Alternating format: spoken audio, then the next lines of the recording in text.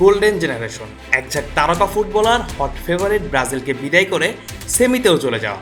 তবু পরবর্তীতে 18 বিশ্বকাপের ফাইনালে যেতে পারেনি রেড ডেভিলসরা। 22 বিশ্বকাপে তো গ্রুপ পর্বে থেকে বিদায়। গোল্ডেন জেনারেশনের হাতে গোনা কয়েকজনই রয়েছে বর্তমান দলে।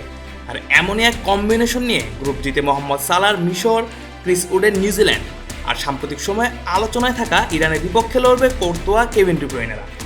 অনফিল্ডের পর্দায় চলুন আর জেনে নেওয়া যাক 2026 বিশ্বকাপের গ্রুপ জি সম্পর্কে। কাগজে কলমে এই গ্রুপের সবচেয়ে বড় ফেভারিট বেলজিয়ামই, যদিও তাদের গোল্ডেন জেনারেশনের সময়টা প্রায় শেষের দিকে। তারপরেও দলটিতে এখনও রয়েছেন কেভিন ডি ব্রুইনা, থিবো কোর্তোয়ার মতো অভিজ্ঞ তারকারা। এমনকি আনফিট লুকাকুকে দলে রেখেই এরই মধ্যে আসন্ন বিশ্বকাপের চূড়ান্ত স্কোয়াড ঘোষণা করেছে বেলজিয়াম বস রুডি গার্সিয়া। দলের এই অভিজ্ঞ তবে আনফিট ফরওয়ার্ডকে নিয়েই আমেরিকা যাচ্ছে বেলজিয়াম। রুডি গার্সিয়ার মতে লুকাকু ফিট হতে পারলেই তার এই বাজি লেগে যাবে একেবারে 100তে 100ই। পাশাপাশি ডোকু, ট্রোসারদের নিয়ে গড়াই দলটির গতিময় ফুটবল যে কোনো প্রতিপক্ষের দুশ্চিন্তার বড় কারণ হতে পারে।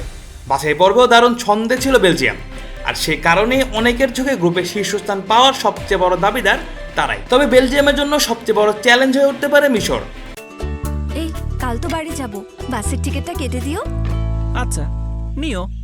উফ, আবার বলে নিও।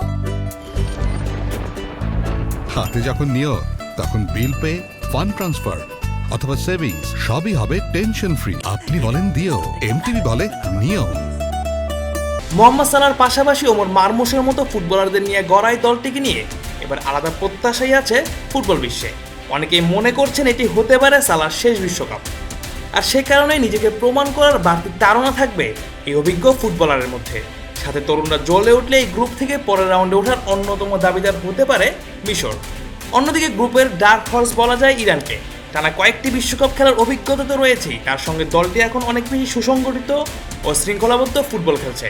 এর সাথে সাম্প্রতিক রাজনৈতিক টানাপোড়েনের ছোঁয়ায় কলুষিত করার চেষ্টা চালানো হয়েছে ইরানের ফুটবল দলকেও। তার জবাবে যুক্তরাষ্ট্রের মাটিতে খেলেই জিতে চাইবে মেহেদি তারামিরা। আর জি গ্রুপের সবচেয়ে বড় চমক হতে পারে নিউজিল্যান্ড। দীর্ঘ 16 বছর পর বিশ্বকাপে ফিরেছে অল হোয়াইটসরা। দলটির সবচেয়ে বড় ভরসা অভিজ্ঞ স্ট্রাইকার ক্রিস উড। প্রিমিয়ার লিগে তার ধারাবাহিক পারফরমেন্স নিউজিল্যান্ডকে বাড়তি আত্মবিশ্বাস এনে দিচ্ছে।